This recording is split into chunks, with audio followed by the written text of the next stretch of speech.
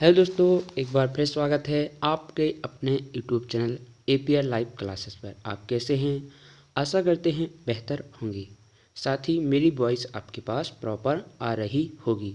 आज हम नाउन का सेकंड पार्ट करने वाले हैं।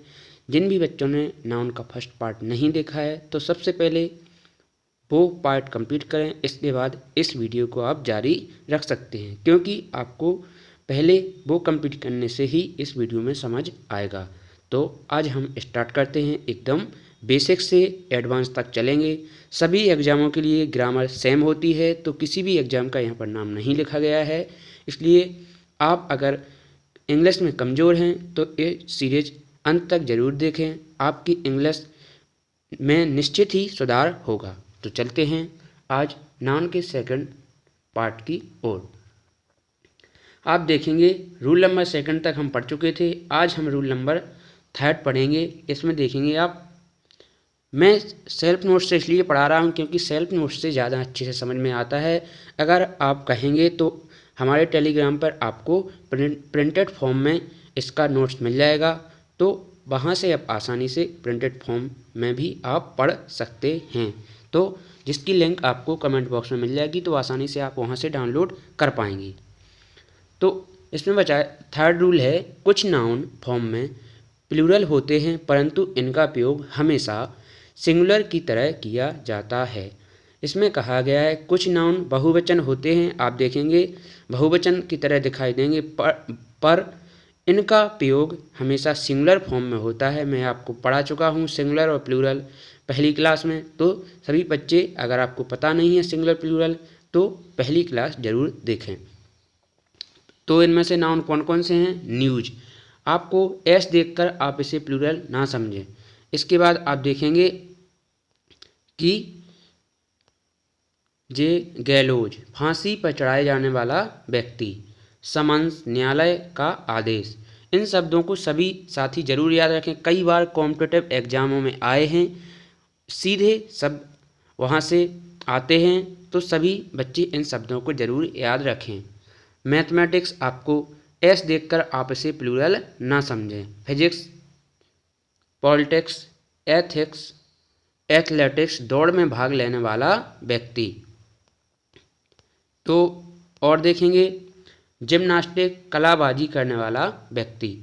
इनको आप प्लूरल फॉर्म में यूज ना करें, इनका यूज हमेशा सिंगुलर फॉर्म में होता है। इस बात को सभी बच्चे याद रखें। अगर आप बिगनर हैं तो अपने नोट्स सेल्फ प्रिपेयर करें, जिससे आपको दोबारा वीडियो देखने की ज़रूरत नहीं पड़ेगी। अब हम देखेंगे नेम ऑफ कंट्री। कई कंट्री के नेम के पीछे एस या एस लगा रहता है, हमको लगता है एस या एस देखकर ये प्लूरल है और हम वर्ब भी प्लूरल लगा देते हैं, ये हमारी गलती होती है, तो इनको ज़रूर याद रखें।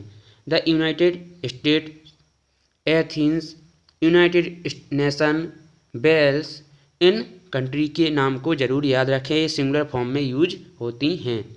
कुछ डिसीज हैं जिनको याद रखना बेहद ज़रूरी है, क्योंकि ये सिंगुलर फॉर्म में यूज होती हैं, एक वचन के रूप में प्रयोग होती हैं। रिकेट्स, सूखा रोग, मम्स, गलसुआ, मीसल्स, खसरा रोग, और बिलियर्ड्स और टेनिस जैसे गेम को भी हमें याद रखना है। चलते हैं नेक्स्ट में। उपयुक्त, इनके बारे में नोट लिखा गया है। उपयुक्त शब्दों में एस या ईएस लगाकर या हटाकर इनका सिंगुलर या प्लूरल नहीं बनाया जाता, ये अपने बेस फॉर्म में रहते हैं। इनके साथ हमेशा, इस नोट को जरूर याद रखें, इनके साथ हमेशा सिंगुलर वर्ब का प्रयोग होता है।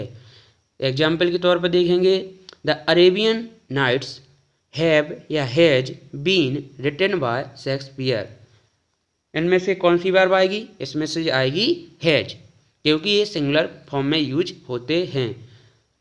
The three idiot is are a very interesting movie, no error. इसमें आप आर की जगह इज का प्रयोग करेंगे, क्योंकि ये सिंगुलर फॉर्म में ही यूज होते हैं, मैं आपको पहले बता चुका हूँ। तो चलते हैं नेक्स्ट, मैथमेटिक्स के बारे में देखेंगे। Mathematics is not an easy subject, no error. इसमें देखिए एस नहीं लगा है इसलिए यहाँ पर एरर है, तो सभी बच्चे ध्यान से पढ़ें। मैथमेटिक्स ही आएगा और वो भी सिंगुलर वर्ब के साथ। चलते हैं नेक्स्ट। ये सभी एग्जाम्पल हैं, आप आसानी से इसे पीडीएफ के माध्यम से पढ़ पाएंगे। आपको जो भी क्वेरी है आप कमेंट के माध्यम से बता सकते हैं, साथ ही टेलीग्राम ग्रुप में जुड़कर आप वहाँ भी अपना जो क्वेरी है शेयर कर सकते हैं, और भी साथी हैं उनसे भी डिस्कस कर सकते हैं।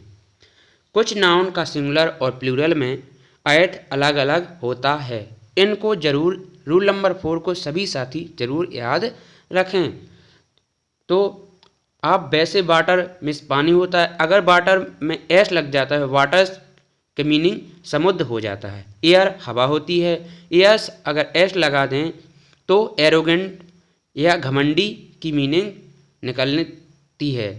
गुड भलाई और गुड्स में होता है सामान। इसी तरह कस्टम रीति रिवाज, कस्टम्स में चुंगी या सीमा शुल्क के अंतर्गत आता है। आयरन लोहा, आयरन्स में एस लग गया तो जंजीर या बेड़ियाँ इनकी मीनिंग होती है। इसी प्रकार कॉपर तांबा होता है, या अगर कॉपर हो जाए तांबे के सिक्के, इसकी मीनिंग होती है। अल्फ़ाबेट वर्णमाला होती है, लेकिन अल्फ़ाबेट्स में भाषाएं के अंतर्गत आते हैं। लेटर पत्र होता है, लेटर्स भाषाएं के अंतर्गत आते हैं। वर्क काम होता है, वर्क्स साहित्य रचनाएं होती हैं। तो सभी बच्चे इन वर्ड्स को जरूर याद रखें, क्योंकि कई बार कॉम्पिटिटिव एग्जामों में ये वर्ड आए हैं, तो सभी बच्चों को ये वर्ड जरूर याद रखना है।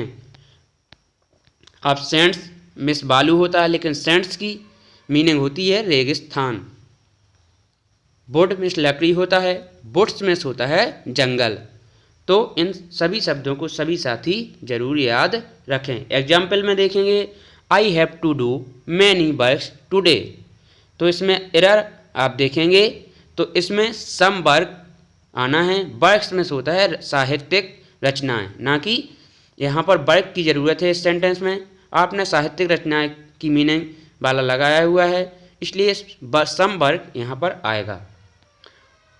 Order have been passed for his transfer to another district but he has not received them so far. इसमें ऑर्डर्स आएगा, क्योंकि ऑर्डर मिस आदेश होता है, तो ऑर्डर्स आएगा। आर्म मिस बाहें होती है, लेकिन आर्म्स मिस हथियार होते हैं। फोर्स मिस शक्ति होता है, फोर्सेस मिस सेनाएं होती हैं। तो इन सभी शब्दों को सभी साथी जरूर याद रखें। साथ ही पीडीएफ के माध्यम से इसे बार बार अगर आप रिवीजन करेंगे तो आप इंग्लिश में बेहतर परफॉर्म कर पाएंगे। अब हेयर की बात करेंगे। हेयर पूरे बालों के लिए यूज होता है तो सिंगुलर प्रयुक्त होता है। कुछ बालों के लिए अगर हेयर यूज हो तो प्लूरल फॉर्म में यूज होगा। हिज हेयर आप देखेंगे, his here is black singular form है। हिज 10 हेयर्स आर वाइट, मतलब आप प्लूरल फॉर्म में कुछ बालों के लिए यूज करेंगे तो हेयर्स आएगा, तो पूरे बालों के लिए यूज करेंगे तो सिंगुलर फॉर्म में हेयर आएगा। सम हेयर्स बिल्कुल इस प्रकार आप लिख सकते हैं। I saw British women whose hair was या बर कलर नोट एरर। इसमें आपको एरर बताना है। इसमें जो एरर है आप देखेंगे यहाँ पर वॉच की ज़रूरत है, बर नहीं आएगा, क्योंकि हेयर सिंगुलर फॉर्म में यूज हुआ है। There are 2 grey hair, there are 2 grey hair या hairs in your beard, no error. इसमें 2 नंबर आया है, मैंने आपको बताया कुछ बालों के लिए आप प्लूरल में प्रयोग करेंगे तो ग्रे हेयर की जगह हेयर्स का यूज होगा। चलते हैं नेक्स्ट। इशू के बारे में जानेंगे। कई बार आने वाली जो एग्ज़ाम हैं उनमें भी पूछा जा सकता है और प्रीवियस एग्जाम में भी पूछा गया है। साथ ही जो साथी 10th क्लास या 9th क्लास या 12th क्लास के साथी पढ़ रहे हैं उनके लिए भी ग्रामर सेम है। साथ ही टीजीटी और शिक्षक के लिए जो भी साथी पढ़ रहे हैं ग्रामर सभी के लिए सेम है, किसी के लिए ग्रामर अलग नहीं होती। तो देखें इशू में गुच्छा, संस्कर, जारी करना, संतान, इसकी मीनिंग अलग अलग होती हैं, लेकिन सभी मीनिंगों में आप देखेंगे सिंगुलर या प्लूरल बनता है। बट संतान की अगर मीनिंग हो ऑफस्प्रिंग तो हमेशा सिंगुलर में यूज होगा। इस प्रकार अब हम पढ़ेंगे मीन्स के बारे में, क्योंकि वो ही वर्ड पेपर में आते हैं जो मैंने यहाँ पर लिखे हुए हैं। मैंने पेपर से ही वर्ड यहाँ पर लिखे हुए हैं, कोई भी वर्ड मैंने सेल्फ प्रिपेयर नहीं किया है। तो मीन्स में साधन या तरीका सिंगुलर या प्लूरल में प्रयुक्त होता है जब इसकी मीनिंग साधन या तरीका हो। अगर मीन्स की कमाई का मीनिंग निकलता हो तो उसमें केवल प्लूरल फॉर्म में प्रयोग होगा। अगर मीन्स की मीनिंग सेंटेंस में कमाई निकल रही है तो उसमें केवल प्लूरल फॉर्म में ही यूज होता है। मीन 3 मीनिंग होते हैं मीन के।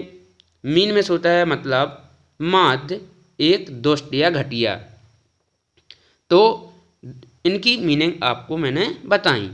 तो चलते हैं इसको एग्जाम्पल के तौर पर भी समझेंगे थोड़ा, क्योंकि एग्जाम्पल से ज़्यादा अच्छा समझ में आता है। The means of learning English is या आर नॉट डिफ़िकल्ट। आपको बताना है इसमें से कौन सा एज आएगा या आर आएगा। तो इसमें से आएगा एज। आप देखेंगे यहाँ पर मैंने आपको बताया है means of my father is या आर वेरी स्मॉल।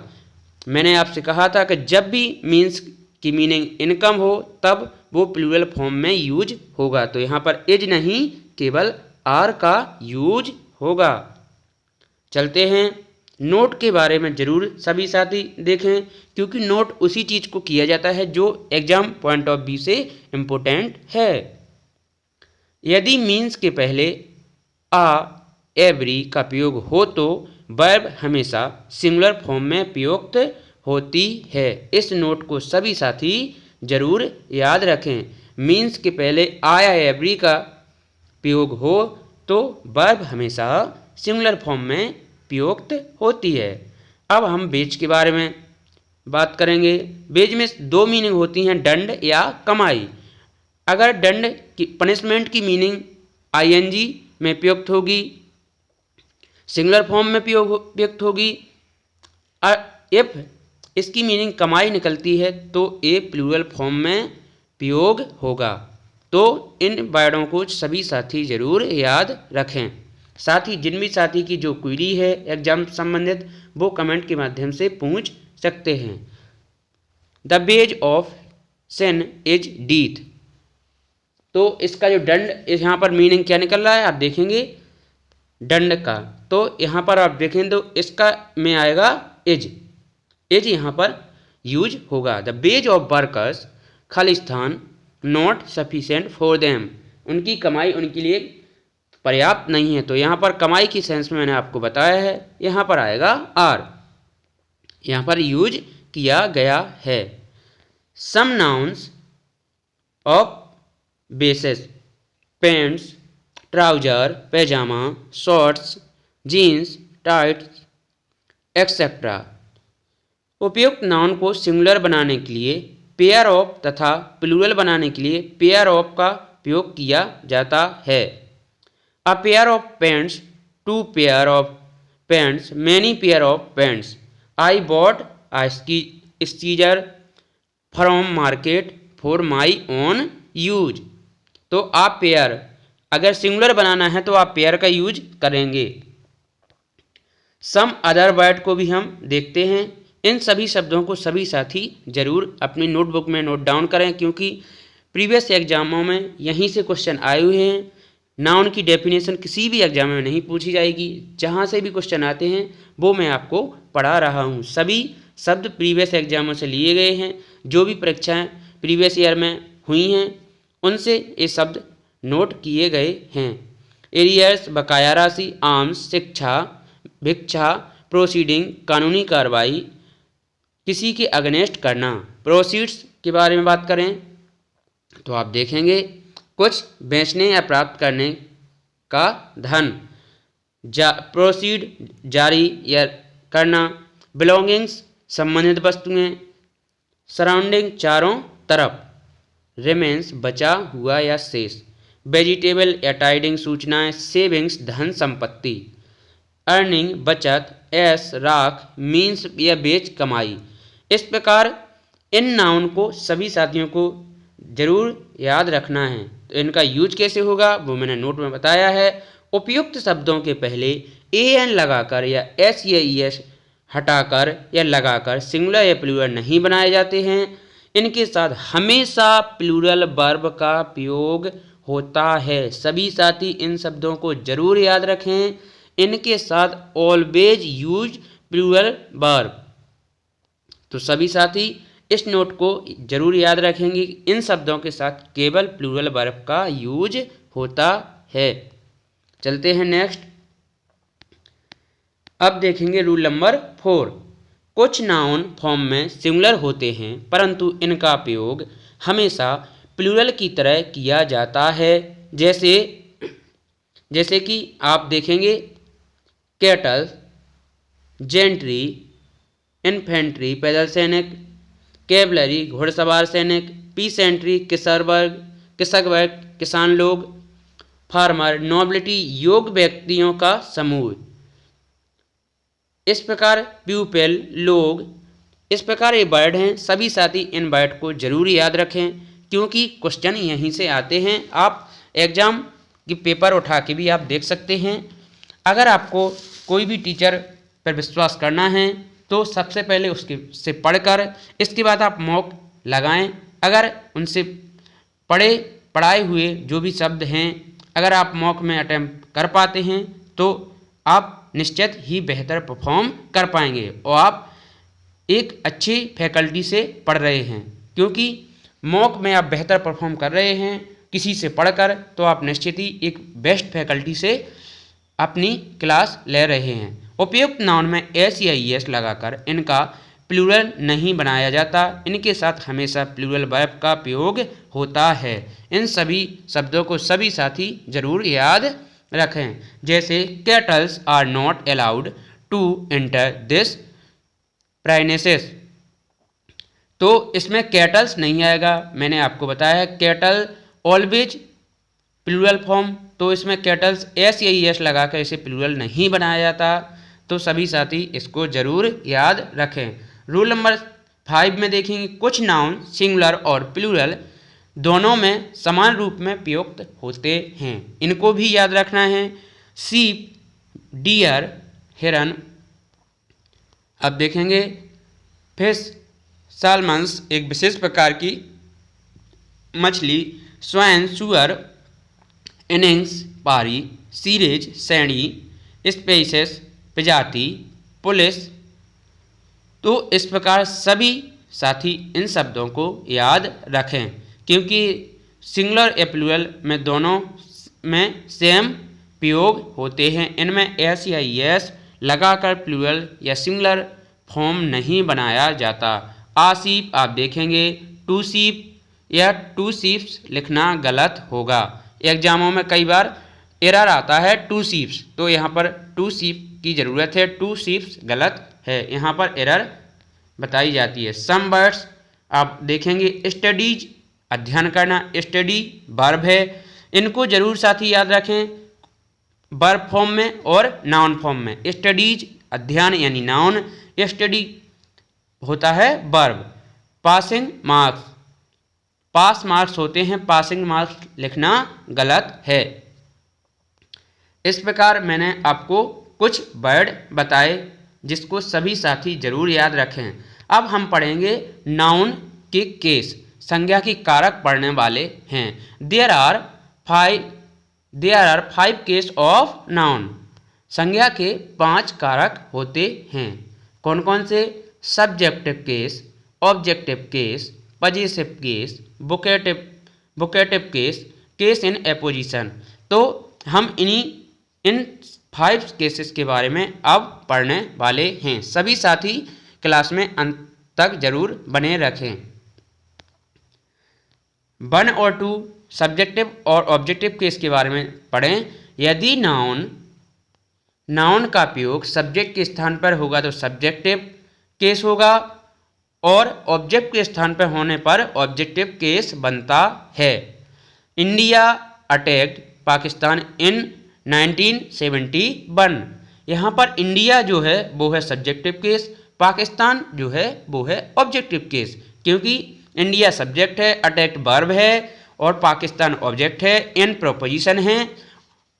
इस प्रकार इस सेंटेंस में बताया, क्योंकि आपको सेंटेंस अगर एग्जाम में बेहतर परफॉर्म करना है तो आपको इस सब्जेक्ट वर्ब ऑब्जेक्ट पता होना बेहद अनिवार्य है, तभी आप इंग्लिश में बेहतर परफॉर्म कर पाएंगे। मोहन हेल्प दी बेगर। वोकेटिव केस के बारे में जानेंगे। ए होता है संबोधन कारक। वोकेटिव केस के से किसी व्यक्ति को संबोधित करना, इसकी मीनिंग होती है Mohan come here, go there, brother, gentleman tell me the way to divine career institute, brother and sister vote for the BJP only. इस प्रकार संबोधन करना। केस इन अपोजिशन, इसकी मीनिंग जानेंगे। The Delhi the capital of India is an ancient city, इसमें बताया गया है, तो इसकी मीनिंग जरूर जानेंगे।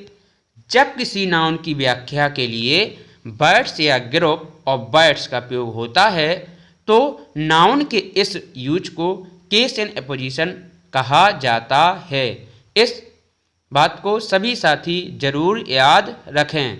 अब हम नाउन का पॉजिटिव केस पढ़ने वाले हैं। संबंध सूचक कारक, यहाँ से कई बार क्वेश्चन आते हैं, खासकर जो कॉम्पिटिटिव एग्जाम होते हैं, तो एसएससी, रेलवे में इंग्लिश नहीं आती, जीडी में इंग्लिश आती है, और भी एग्जाम में जहाँ पर इंग्लिश का यूज होता है, तो पॉजिटिव केस से कई बार क्वेश्चन आए हैं। तो सभी साथी, टीचिंग में भी क्वेश्चन आते हैं, तो इस केस का प्रयोग एक नाउन को दूसरे नाउन से संबंध या अधिकार, रिलेशन या पोजीशन प्रदर्शित करने के लिए किया जाता है। इंग्लिश को आप बेहतर करना चाहते हैं तो इसका आपको बार बार रिवीजन करना होगा। इसी का एक यही मंत्र है, कोई भी ऐसी जड़ी बूटी नहीं है जो कोई टीचर लाए और आपको पिला दे और आप इंग्लिश में बेहतर परफॉर्म कर पाओ। इसलिए आपको किसी भी टीचर से पढ़ें, बट उसके साथ आप रेगुलर रहें। साथ ही आपको टीचर अगर एक गुना मेहनत करता है तो आपको 4 गुना मेहनत करनी होगी, तभी आप इंग्लिश में बेहतर परफॉर्म कर पाएंगे। तो पॉजिटिव केस मोहन्स कार, इसे मोहन्स, ये अपस्टॉपी इसका नाम है, अपस्टॉपी बोलते हैं इसे। The car of Mohan, Mohan's father, father of Mohan, Mohan के पिता। इस प्रकार भी आप यूज कर सकते हैं। तो रूल नंबर 1 देखेंगे इसके बारे में, पॉजिटिव केस के बारे में। लिविंग थिंग्स, सजीव का पॉजिटिव या ऑफ दोनों से बनाई जाती है, परंतु निर्जीव थिंग्स का पॉजिटिव सिर्फ ऑफ लगाकर बनाए जाते हैं, अपस्टॉपी नहीं लगाई जा सकती। तो ये ध्यान रखें सभी साथी, अपस्टॉपी का यूज केवल सजीव के साथ होता है, निर्जीव के साथ नहीं होता, अर्थात नॉन लिविंग के साथ नहीं होता। सभी साथी नोट्स अगर आप प्रिपेयर कर रहे हैं, जिस प्रकार नोट मैंने डाला हुआ है उसी प्रकार नोट डाल के आप भी लिखें। तो इसमें रूल नंबर 2 पढ़ेंगे हम। यदि प्लूरल कॉमन नाउन एस से समाप्त हो तो पॉजिटिव शब्द के अंत में सिर्फ अपस्टॉपी लगाकर बनाई जाती है, एस उसमें ना लगाएं, क्योंकि हिसिंग साउंड की मीनिंग उसमें स्पष्ट होती है, इसलिए आप उसमें एस नहीं लगाएंगे, केवल अपस्टॉपी का यूज करेंगे। बॉयज स्कूल, बॉयसेस स्कूल लिखना गलत है, आप देखेंगे यहाँ पर बॉयज स्कूल, इस प्रकार आप लिखते हैं तो गलत होगा। इसी प्रकार एरर आती है कॉम्पिटिटिव एग्जामों में, तो सभी साथी इसे जरूर याद रखें। स्टूडेंट्स यूनियन इस प्रकार लिखना है। यदि प्लूरल कॉमन नाउन एस से समाप्त ना हो तो पॉजिटिव अपस्टॉपी एस लगाकर बनाई जाती है, तो साथ में एस लगाना अनिवार्य होगा। वोमेंस कॉलेज, मैंने देखो एस लगाया हुआ है। मेंस क्लब, चिल्ड्रंस स्कूल, इस प्रकार आपको ध्यान रखना है। आशा करते हैं सभी साथियों को मेरी बात समझ में आई होगी। चलते हैं नेक्स्ट रूल में। कंपाउंड नाउन का पजेसिव इसके अंतिम शब्द में अपॉस्ट्रोफी एस लगाकर बनाई जाती है। तो सभी साथी जरूर रखें ब्रदर इन लॉज, तो कार। इस प्रकार अपॉस्ट्रोफी जो अंश वाले शब्द में लगाई जाती है, ब्रदर इन लॉज कार, तो इस प्रकार सभी साथी इसे याद रखें। Commander in chiefs, vice president, step mother house. इस प्रकार मैंने आपको साथी नोट्स को सभी साथी जरूर याद रखें, क्योंकि नोट में वो चीज़ नोट की जाती है जो एग्जाम में कई बार पूछी गई है, जो एग्जाम पॉइंट ऑफ व्यू से इम्पोर्टेंट है। कंपाउंड नाउन की पजेसिव इसके अंतिम शब्द में अपॉस्ट्रोफी लगाकर बनाई जाती है। समबडी या समबडीज, किसी व्यक्ति की, anybody anybody's, everybody everybody's, S अंत में अपॉस्ट्रोफी लगाकर बनाएं। समबडी इज, इसको भी जरूर याद रखें। तो ईच अदर, ईच अदर्स, पारस्परिक एक दूसरे के लिए यूज किया जाता है। वन अनदर, एक से अधिक के लिए यूज किया जाता है। रूल नंबर 4 के बारे में पढ़ेंगे। जो भी एग्जाम्पल हैं सभी साथी पीडीएफ के माध्यम से जरूर पढ़ सकते हैं। जो भी डाउट आता है आप टेलीग्राम में पूछ सकते हैं, साथ ही कमेंट के माध्यम से भी पूछ सकते हैं, तुरंत आपको रिप्लाई दिया जाएगा। यदि सेंटेंस में केस इन अपोजिशन का प्रयोग हो तो अपॉस्ट्रोफी एस अभिव्यक्ति के अंत में लगाई जाती है। तो इसमें पर्सनिफिकेशन के समय आप अपॉस्ट्रोफी एस का यूज करेंगे। तो देखेंगे, this is Tagore's the poet house. तो यहाँ पर आपको टैगोर्स जो है इसमें लगाना गलत होगा, क्योंकि निर्जू नहीं है। I met Modi's the PM of India secretly, इस प्रकार इसमें एरर है। तो रूल नंबर डबल पजेसिव का प्रयोग एक साथ नहीं किया जाता। एक साथ डबल पजेसिव अपॉस्ट्रोफी का यूज नहीं करेंगे।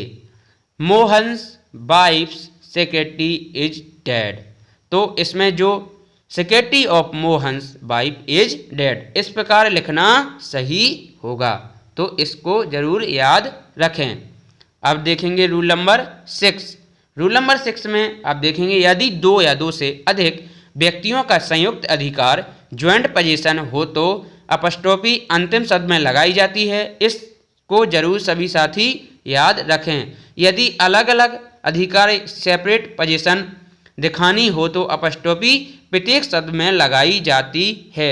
सभी साथी इस रूल नंबर 6 को आशा करते हैं समझ गए होंगे।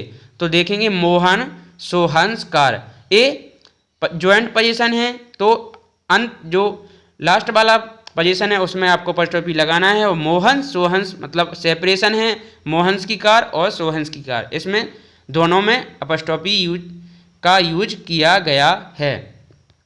रूल नंबर 7 देखेंगे, टाइम, इसको सभी साथी जरूर याद रखें। कॉम्पिटिटिव एग्जामों में यहीं से क्वेश्चन आता है, बाकी सभी को याद रहता है, बाकी यहाँ हम भूल जाते हैं। टाइम स्पेस वेट दिखाने वाले शब्दों को पजेसिव, पर्सोनिफिकेशन भी इसमें ऐड करना है, का पजेसिव लगाकर बनाई जाती है। क्योंकि हमने इसकी जो अपॉस्ट्रोफी की मीनिंग पढ़ी है केवल लिविंग थिंग्स के साथ यूज होता है, बट कुछ एक्सेप्शन है, इनको सभी साथी को याद रखना है। Time space weight personification universal truth, इनके साथ आपको अपॉस्ट्रोफी का यूज करना है। One day leave, leave of days लिखना गलत होगा, वन डे लीव, इस प्रकार आपको लिखना है। टाइम स्पेस वेट पर्सनिफिकेशन, इनको याद रखना है। इनके साथ नॉन लिविंग होते हुए भी आप अपॉस्ट्रोफी का यूज करेंगे। Rule number 5, subject plus an plus common noun plus of plus possessive noun या प्रोनाउन, इस प्रकार यूज करें। Raman is a friend of Mohan, तो यहाँ पर जो ऑफ के बाद आप देखेंगे तो यहाँ पर आएगा क्या, माइन, ना कि माई। अगर नाउन आएगा तो मोहन्स होगा, और अगर प्रोनाउन आएगा तो माइन का यूज होगा। माई के बाद नाउन जरूर आता है। माइन के बाद कोई भी नाउन नहीं आएगा क्योंकि पजेसिव होता है। फ्रेंड की जगह कभी मदर फादर यूज नहीं होता। Mister Raghav is a secretary of Kejriwal of CM of Delhi, इस प्रकार इसमें यूज हुआ है। आप अपस्ट्रोफी के माध्यम से भी कर सकते, साथ ही ऑफ लगाकर भी यूज कर सकते हैं। अब हम पढ़ेंगे नाउन जेंडर। जेंडर के बारे में पढ़ेंगे नाउन, क्योंकि नाउन बहुत बड़ा चैप्टर है इसलिए इसमें टाइम लगेगा। बाकी चैप्टर थोड़े छोटे हैं इसलिए कम समय में हम बेहतर परफॉर्म कर पाएंगे और कम समय में ज़्यादा से ज़्यादा सिलेबस कंप्लीट करने की कोशिश करेंगे। तो gender denotes of sex, it has 4 kind, ये 4 प्रकार के होते हैं। Masculine gender, it denote males father brother uncle poet. Feminine gender, it's denotes female mother sister. आप देखेंगे इनको आप सभी साथियों को याद रखना है। मैं बिल्कुल बेसिक से पढ़ा रहा हूँ, इसी को बेसिक से एडवांस तक ले जाऊँगा। मैं ये आपको विश्वास दिलाता हूँ, आप केवल मेरे साथ बने रहें। Common gender, it denote either sex, student doctor teacher player leader. In example को जरूर सभी साथी याद रखें, यहाँ से भी कई बार क्वेश्चन आ जाते हैं। Neutral gender, it denote no sexual things without copy pen marker shoes desk. इन एग्जाम्पल को सभी साथी जरूर याद रखेंगे। इम्पोर्टेंट रूल, कॉमन जेंडर के लिए ग्रुप का प्रयोग किया जाता है परंतु स्पष्ट रूप से फीमेल का बोध होने पर सी ग्रुप का प्रयोग किया जाता है। इसमें अगर आपको कॉमन जेंडर प्रयोग किया जाता है, आपको कंफर्म नहीं है तो उस कंडीशन में आप यूज करेंगे ही, अगर कंफर्म है तो सी यूज करेंगे फीमेल के लिए। तो इस प्रकार मैंने आपको बताया। नोट्स सभी साथी जरूर सावधानी से पढ़ें क्योंकि नोट्स में वही चीज़ लिखी जाती है जो एग्जाम पॉइंट ऑफ व्यू से इम्पोर्टेंट है। बेबी और चाइल्ड के लिए इट ग्रुप का प्रयोग किया जाता है। इस नोट्स को जरूर सभी साथी याद रखें। अब हम पढ़ेंगे each every either neither anyone none no one someone everyone etcetera के लिए ही सी ग्रुप का प्रयोग किया जाता है। तो सभी साथी इन वर्डों को याद रखें। ईच 2 या 2 से अधिक के लिए, एवरी 3 मोर देन 2 होना अनिवार्य होगा। अब हम नोट्स के बारे में जानेंगे। ईच एवरी के बारे में हम और भी डिटेल में पढ़ेंगे नेक्स्ट क्लासों में। अभी मैंने शॉर्ट में आपको बता दिया। ईच 2 या मोर देन 2 के लिए यूज होता है, एवरी मोर देन 2 के यूज लिए होता है। यदि निश्चित रूप से फीमेल का बोध हो तभी सी ग्रुप का प्रयोग किया जाता है। Each of the candidate has submitted his papers before the interview. इसमें कंफर्म नहीं हो रहा है कि इसमें फीमेल या मेल, तो इसलिए इस कंडीशन में आपका हिज का प्रयोग करेंगे। इंसिडेंट या घटना, एक्सीडेंट अचानक से घटित, कॉस्ट लागत, प्राइस मार्केट वैल्यू, इस प्रकार की मीनिंग भी आप जरूर याद रखें। चलते हैं, इसको भी हम पढ़ेंगे। रूल नंबर 3, अलग अलग पॉइंट के अलग अलग रूल बताए गए हैं तो सभी साथी जरूर इसे याद रखेंगे। दोज नाउन विच शो बेंट्री ग्रोनेस माइंडनेस कोमलता फेमिनाइन जेंडर सोमता सी group is used earth moon beauty virtue ship river humanity. इसको जरूर सभी साथी याद रखें कि यदि उपयुक्त शब्दों में से थिंग्स का बोध होता है तो इसके लिए इट का प्रयोग करें।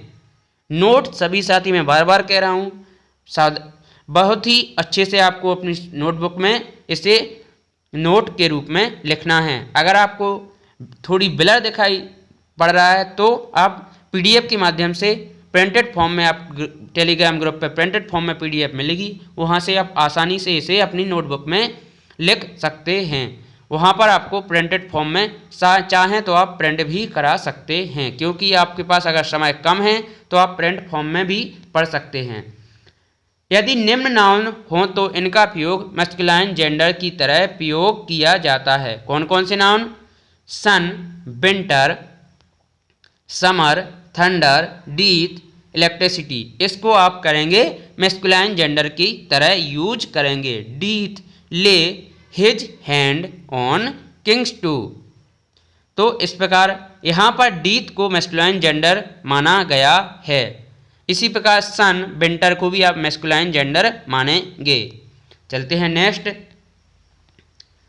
तो आज आपने नाउन खत्म किया।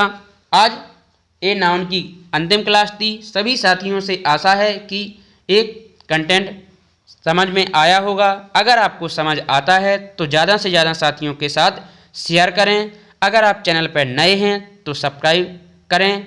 साथ ही लाइक या कमेंट के माध्यम से ज़रूर बताएं कि आपको कंटेंट कैसा लगा। जय हिंद, जय भारत।